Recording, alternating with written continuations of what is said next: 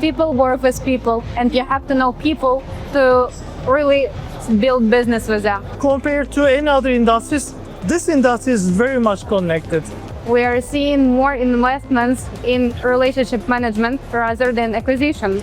Nothing will take over shaking hands with somebody. Yes. So that's why events will be always important, and it will be even better when it comes to the future of our industry. You need to know your audience, you have to build those relationships to have greater products and to move the industry forward.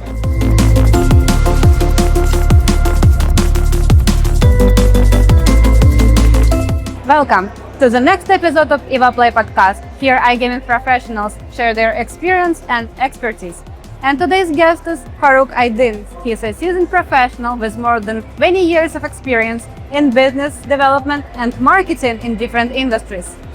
Since 2018, Faruk has been actively working in iGaming, and currently he is a Chief Revenue Officer at Revpanda Group, an award-winning iGaming traffic powerhouse. Welcome.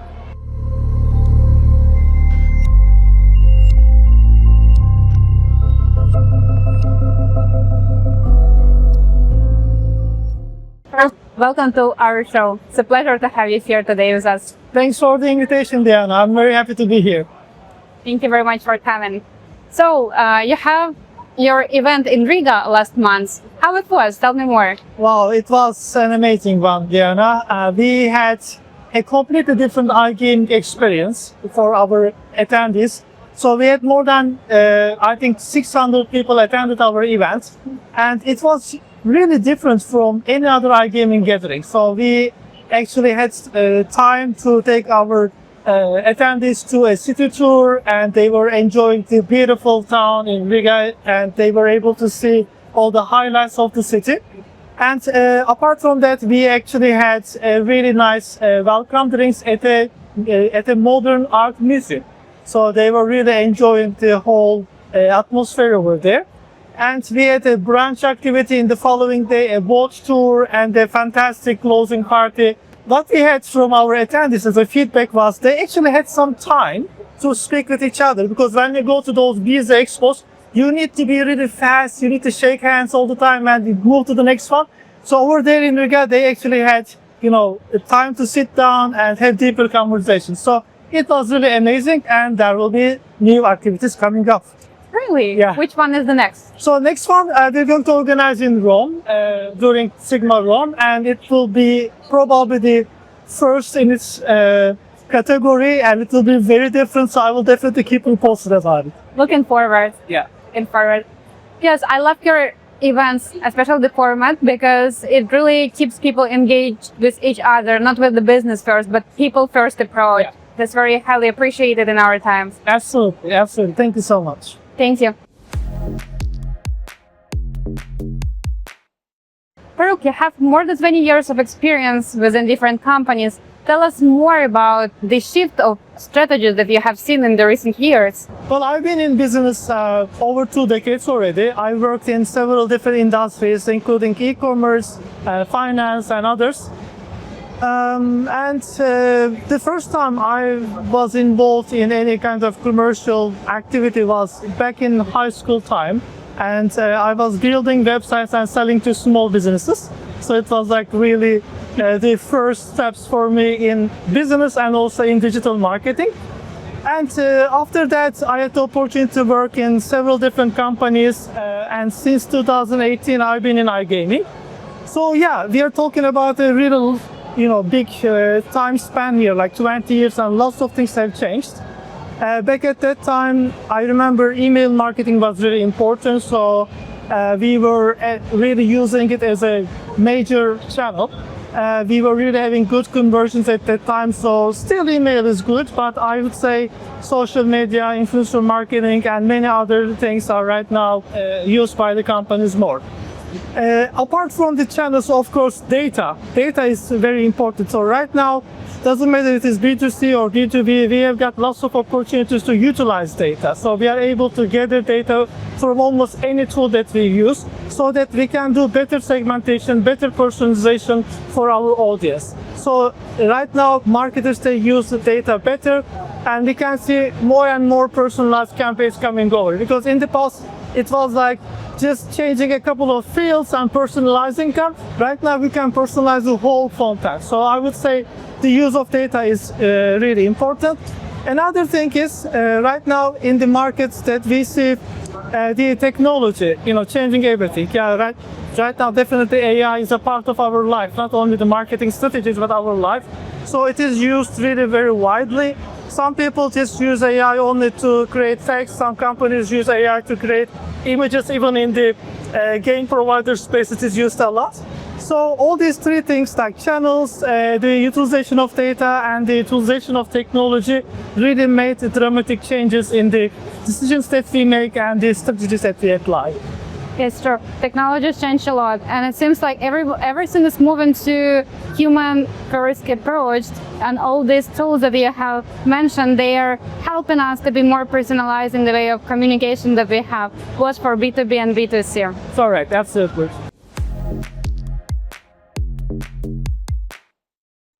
So, you have worked in a lot of different industries.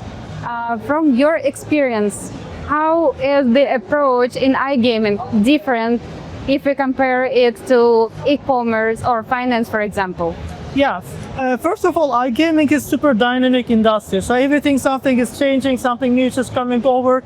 And another thing is we have to work within a regulation framework, right? So it is very important for us as marketers. So whatever we do in the next campaigns, we need to check if it fits with the regulations in that particular market.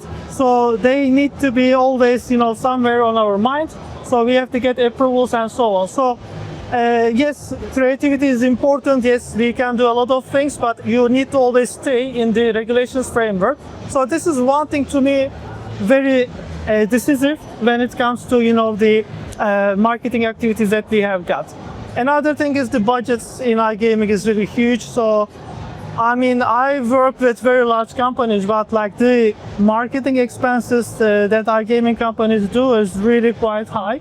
So it gives you a lot of space to really test things, to really experience, different kind of marketing activities. But on the other hand, I noticed, Diana, that some of the largest companies in this space, they are just very much focusing on on-site events. Yeah, so they have all this, let's say, shiny booths and so on. But sometimes they forget about their digital marketing. They are not really that much present on social media. So right now, the customers are really strong. So before they walk to your shiny booth, all these beautiful activities that you do over there, they actually Google your company. They check who are the founders of the company, your partners, if you have got license in a particular market, what are your products, what you offer, and so on.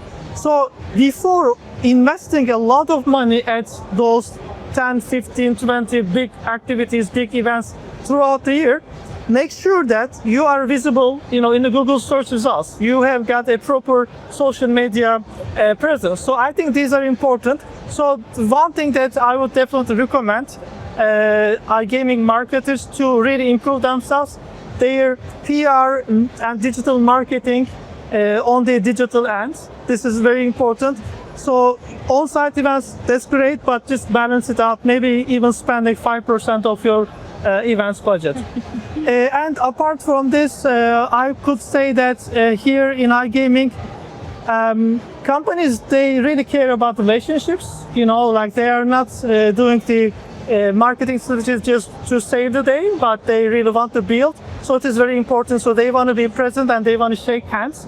So that's why, this kind of activities, not only large events, but also smaller iGaming gatherings are very important. So I see that more and more like networking activities are happening in this industry. So definitely, compared to any other industries, this industry is very much connected. So I see some of the industry peers more than my family, honestly, like that is a result of that. Yeah, absolutely. And I can also say that I see a huge shift in strategies from recent years. Now we're focusing more and more on customer retention marketing strategies in B2B both and B2C, because recently, usually, we were focusing mostly on the affiliate part of the businesses, more leads, more FTDs, more acquired partners, but now everything is shifted. We see more VIP loyalty programs, again, both for gamers and both for B2B companies.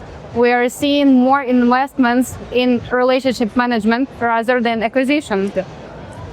And on this point, I would like to ask you about the balancing strategies for companies. From your experience, what is the good ratio of investments between short-term goals for performance marketing and long-term goals for brand marketing?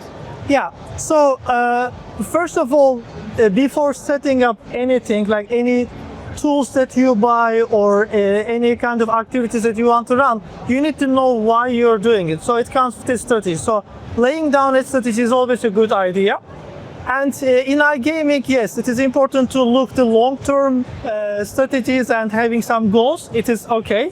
But anytime there's a Google update or there's a kind of a regulation update, you might be half done and you may not be able to really execute that strategy.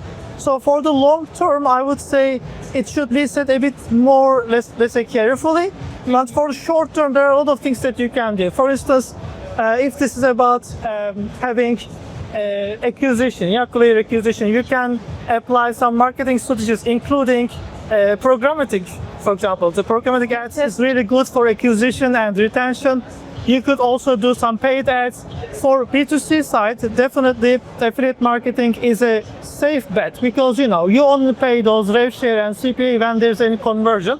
So it is a kind of a good activity. So whatever you want to set, you just need to understand why you're doing, and then you need to have a good tracking of these activities so that you can have some test budget, experiment a couple of things, and then you can apply and continue. When it comes to your question about the balancing it out, I would say there's no one best answer for that. As you experience things, as you test out things, it is going to lead you. For instance, in our company, what we do is a bit more like oriented in the short to mid-term rather than long-term, because we are very aware that this industry is super dynamic, and we want to just observe things and then slowly add up on our strategy. One thing that maybe I can give an example, Diana. At Ace Alliance, which is our media and events company within Revpanda Group, last year we really worked on our digital presence, and this year we came back to the events. So the reason that we want to come back to events is the AI technology. That right now, every AI is like taking over a lot of things. So nothing will take over shaking hands with somebody. Yes. So that's why events will be always important, and it will be even better when it comes to the future of our industry. So definitely, I will say observe things and then later set the next step based on some measurements that you do and the results that you have got. Sure. Because what we say, people work with people, and you have to know people to really build business with them. The same way we do with gamers, by the way. We have lots of campaigns where we ask opinions about our products directly to users to get to know what they are asking, what they like or not like. Because you need to know your audience, you have to build those relationships to have greater products and to move the industry forward. Absolutely. I think that you have got a really good understanding of human-centric marketing, because I remember on your podcast with Marga, you were talking about it. And so rather than throwing some PDF files on people or like some case studies and so on, you just show your face. So it is very important. Exactly. We have been focusing a lot on this one at Evoplay for the last year, and I guess we will do more. Yeah, I see that you guys do great job, so congratulations on that. Thank you very much. And as we're talking about the jobs in iGaming, what advice could you give to new generation that want to join this field? Well, Diana, I've worked in many different industries, and I can definitely say everything else I worked was so boring. iGaming is probably the best industry so far I work for. And for those who are considering the iGaming industry, congratulations, you're at the right place. So it's going to be an amazing experience. But what I would like to recommend them is don't trap yourself in the iGaming space only. Look outside a little bit. So there are lots of things that you can learn from other industries. So just open your eyes a bit outside the world and try to learn things from those examples as well. So just not only consider iGaming, because I know it from myself, like some other guys somewhere are doing things better than me, so I will also check them out. For sure, you have to keep posted. Any resources that you can recommend to follow the trends? Well, I would say that personally, I don't want to stick to certain books or certain, let's say, resources that I come across to, because things are changing super fast right now. So what I do is I'm learning by experience. So I go to an event, I sit down at a conference, so I learn something new. I listen to podcasts like yours, and I hear details like real conversations from people. So it is really something that I can learn. So the things I learned from books are not valid anymore. So I would say right now we are living in a completely different time. So just pointing out certain things right now will not work like it worked in the past. So that's how I see things. Very motivating. By the way, how do you personally keep yourself motivated? Personally, I don't really believe in motivation. I will explain. Let's say that there's a project that I need to do, and at the end of the day, this project will be coming with my name, with my company's name. So I need to do this at the best shape possible. So I don't want to do anything half. I don't want to do anything like with some, bad attention, or I don't want to, do stuff, let's say, without putting the qualities, in that project. So anything I do, I would like to do this with my full attention.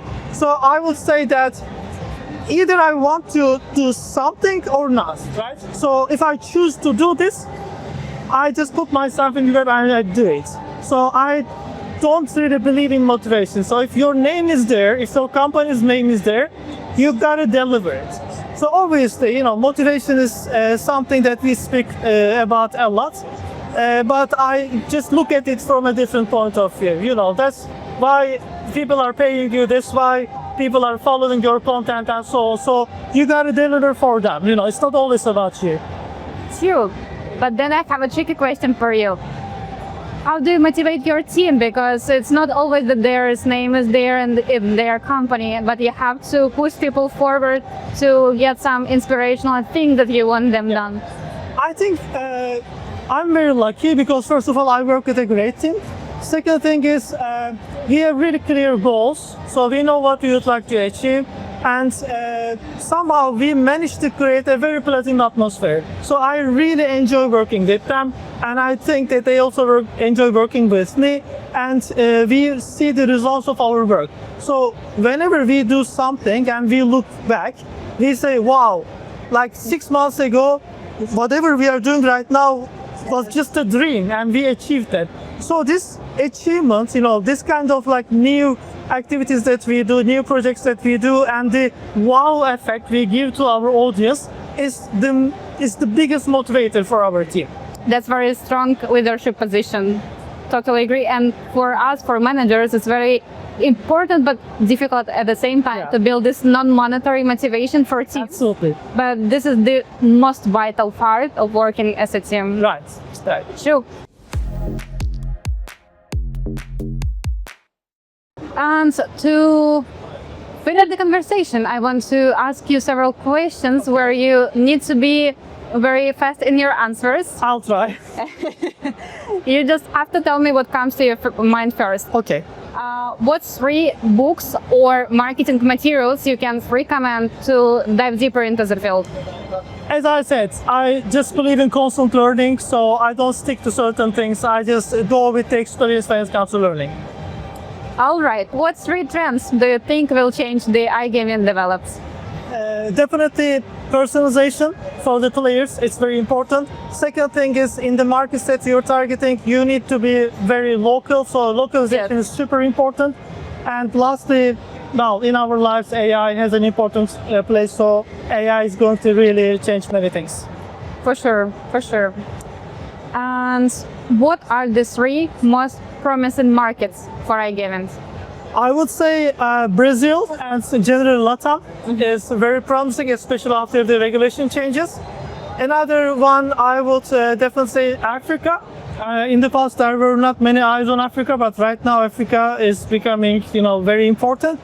And some new markets that we are not right now targeting, but in the future we might be, which is like United Arab Emirates, for instance. Yeah. So it would be like this region. MENA region could be important in the future. Totally agree. The same markets I've heard the last few days. Yeah.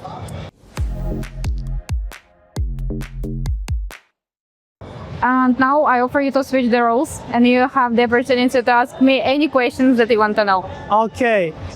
Diana, I see that you go to a lot of events, and I know it is really very tough to prepare for those events and also executing them. How do you manage this work and life balance? It's pretty hard, so I really wonder your approach. Oh wow. So you're right, this is my 7th event this year.